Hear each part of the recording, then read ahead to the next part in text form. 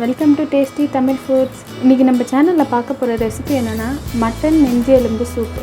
இந்த சூப் வந்து உங்களுக்கு கோல்டு இருக்கிறவங்க, நெஞ்சு சளி இருக்கிறவங்க, சைனஸ் ப்ராப்ளம் இருக்கிறவங்க இவங்கெல்லாம் வந்து அடிக்கடி வச்சு குடிச்சிங்கன்னா ரொம்பவே நல்லது. அடிக்கடி கோல்டு, நெஞ்சு சளி அதெல்லாம் வராது. நெஞ்சு சளியெலாம் இருந்ததுன்னா உடனே வந்து சரியாயிடும். உடம்பு சரியில்லாதவங்களுக்கும் வச்சு கொடுக்கலாம், உடம்புக்கு ரொம்ப நல்லது. அதே மாதிரி குழந்தைங்களுக்கு, வயசானவங்களுக்காக செஞ்சு கொடுத்திங்கன்னா எலும்பு வந்து ரொம்ப ஸ்ட்ராங் ஆகும், ரொம்ப நல்லது உடம்புக்கு. இப்போ வாங்க இது எப்படி செய்கிறதுன்னு பார்க்கலாம். அதுக்கு முன்னாடி நம்ம சேனலை நீங்கள் இதுவரையும் சப்ஸ்கிரைப் பண்ணலன்னா சப்ஸ்கிரைப் பண்ணிக்கோங்க.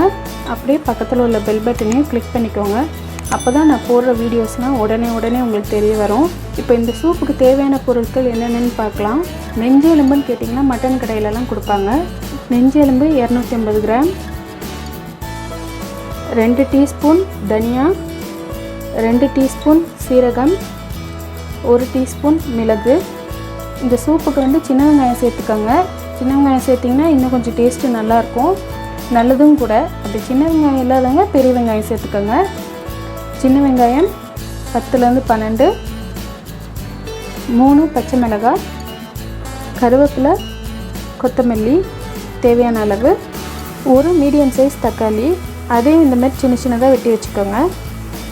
ஒரு சின்ன சைஸ் பட்டை, 1/2 டீஸ்பூன் சோம்பு, 3 கிராம்பு, 1/2 டீஸ்பூன் மஞ்சத்தூள், 1 டீஸ்பூன் இஞ்சி பூண்டு பேஸ்ட், 2 டீஸ்பூன் எண்ணெய், உப்பு தேவையான அளவு. இப்போ வாங்க ஃப்ரெண்ட்ஸ் எப்படி செய்யலான்றதை பார்க்கலாம். ஃபஸ்ட்டு வந்து சூப் செய்கிறதுக்கு நம்ம வந்து மசாலா முதல்ல பவுட்ரு பண்ணிக்கணும். அது என்னென்னு பார்த்து பவுட்ரு பண்ணிக்கலாம். 2 டீஸ்பூன் தனியா, 2 டீஸ்பூன் சீரகம், 1 டீஸ்பூன் மிளகு. நீங்கள் காரம் அதிகமாக சாப்பிட்டீங்கன்னா மிளகு இன்னும் கூட அதிகமாக சேர்த்துக்கலாம். ஒரு 1/2 டீஸ்பூன் அதிகமாக சேர்த்துக்கோங்க. குழந்தைங்களுக்குலாம் கொடுக்குற மாதிரி இருந்தீங்கன்னா இந்த அளவே போதும். இது வந்து மீடியமாக இருக்கும். இப்போ வந்து இது 3த்தையும் நல்லா பவுட்ரு பண்ணிக்கணும். நான் பவுட்ரு பண்ணிட்டு வந்து காட்டுறேன். இப்போ பாருங்கள், நல்லா பவுட்ரு பண்ணியாச்சு. இந்த அளவுக்கு நல்லா பவுட்ரு பண்ணிக்கோங்க. இப்போ அதே மிக்ஸி ஜாரில் நம்ம வச்சுருக்க சின்ன வெங்காயம்,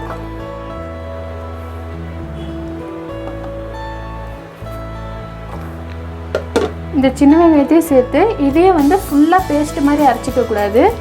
சும்மா கொஞ்சம் ஒரு 2 சுற்று அரைச்சி எடுத்துக்கலாம். நான் அரைச்சிட்டு வந்து காட்டுறேன். பாருங்கள், இந்த மாதிரி அரைச்சிக்கணும். நல்லா பேஸ்ட் பண்ணிடாதீங்க. இந்த மாதிரி 1-2 கொஞ்சம் அரைச்சிக்கிட்டா போதும். இப்போ சூப் செய்கிறதுக்கு எல்லாமே ரெடி பண்ணியாச்சு. இப்போ சூப் செய்யலாம். நான் குக்கர் அடுப்பில் வச்சுட்டேன். குக்கர் நல்லா சூடாயிடுச்சு. இப்போ இதில் 2 டீஸ்பூன் எண்ணெய் சூடாயிடுச்சு. இதில் ஒரு சின்ன பட்டை, 3 கிராம்பு, 1/2 டீஸ்பூன் சோம்பு, இதெல்லாம் நல்லா வெடிச்சதும் இதில் நம்ம மிக்சியில் அரைச்சி வச்சுருக்க சின்ன வெங்காயம்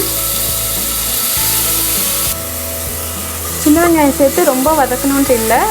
ஒரு நிமிஷத்துக்கு சும்மா மீடியம் ஃப்ளேமில் வச்சு வதக்கிக்கோங்க. பாருங்கள், ஒரு நிமிஷம் போல் வதக்கியிருக்கேன். இப்போ இதிலே பச்சை மிளகா, 3 பச்சை மிளகா,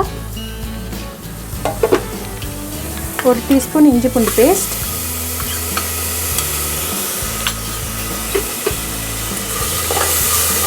இதையும் வந்து ஒரு நிமிஷம் போல் வதக்கிக்கலாம். அடுப்பை வந்து மீடியம்லேயே வச்சுக்கோங்க. முடிஞ்சால் ஸ்லோவில் கூட வச்சுக்கோங்க, ஃபாஸ்ட்டாக வச்சுக்காதீங்க. ஏன்னா கரிஞ்சிடக்கூடாது. மசாலா கரிஞ்சிச்சுன்னா சூப் வந்து டேஸ்ட்டே இருக்காது. பாருங்கள், 2யும் போட்டு நல்லா வதக்கியாச்சு.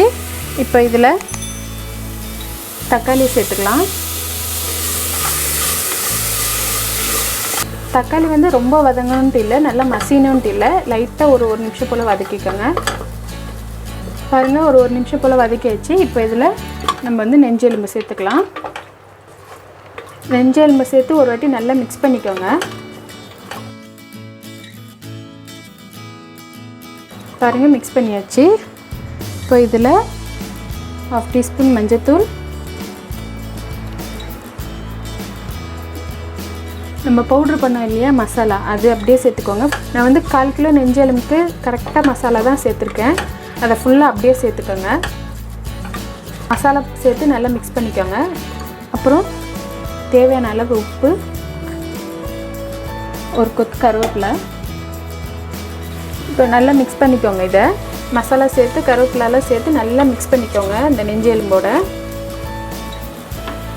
இப்போ பாருங்கள் நல்லா மிக்ஸ் பண்ணியாச்சு. இப்போ இதில் தண்ணி வந்து தாராளமாக சேர்த்துக்கலாம். 2 கிளாஸ், பெரிய கிளாஸ் ஃபுல்லாக 2 கிளாஸ் தண்ணி சேர்த்துக்கிறேன். இது வந்து நல்ல பெரிய கிளாஸ் ஃபுல்லாக 2 கிளாஸ் தண்ணி நான் சேர்த்துக்கிறேன். தண்ணி சேர்த்துட்டு நல்லா மிக்ஸ் பண்ணி விடுங்க. தண்ணி சேர்த்து இப்போ நல்லா மிக்ஸ் பண்ணியாச்சு. இப்போ இதை மூடி போட்டு ஒரு 10 விசிலுக்கு நல்லா வேக வச்சு எடுத்துக்கலாம். அந்த எலும்பில் உள்ள சத்துலாம் வந்து நல்லா தண்ணியில் அந்த சூப்பில் வந்து நல்லா இறங்கும். அப்போ தான் ஒரு 10 விசிலுக்கு ஃபாஸ்ட்டாக வச்சுக்காதீங்க, மீடியம் ஹீட்டில் வச்சு ஒரு 8லேருந்து 10 விசிலுக்கு வேக வச்சுக்கலாம்.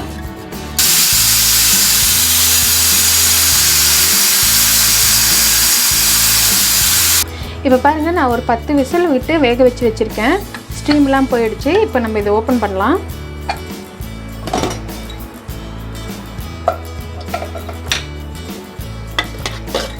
பாருங்கள் ஃப்ரெண்ட்ஸ், எவ்வளோ சூப்பராக சூப் ரெடி ஆகிடுச்சு. இப்போ ஸ்டவ் ஆன் பண்ணிக்கோங்க. ஸ்டவ் ஆன் பண்ணிட்டு இதில் வந்து கொஞ்சமாக கொத்தமல்லி சேர்த்துக்கோங்க. கொத்தமல்லி சேர்த்துட்ட பிறகு ஒரு நிமிஷம் நல்லா கொதிக்க விடுங்க, ஃபாஸ்ட்டாக வச்சு.